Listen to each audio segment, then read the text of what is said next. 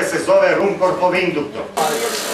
Ta sprava daje napone od nekoliko hiljada volti i frekvencije nekoliko hiljada herca. Gledajte šta može da udari, gledajte.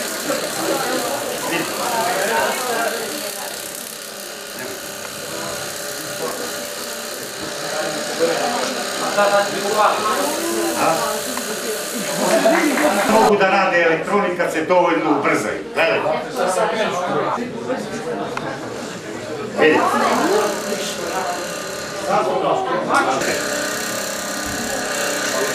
Vidite. Vidite li kako ovo svetluca? To su listići koji su premazani fluorescentnim materijalom, kao ekran od televizora. I kako elektroni udaraju u te listiće, ono se prvo okreće, a drugo i vidi se kako svetluca. Kako on okrene, promeni polaritet, vidiš ovo se zaustavi, gledaj, okrenu polaritet. Prvo se zaustavi, pa ga onda vrti u drugu stranu. To je dokaz da elektroni imaju masu, znači moraš nečim da udari da bi to vrtao. Dobro.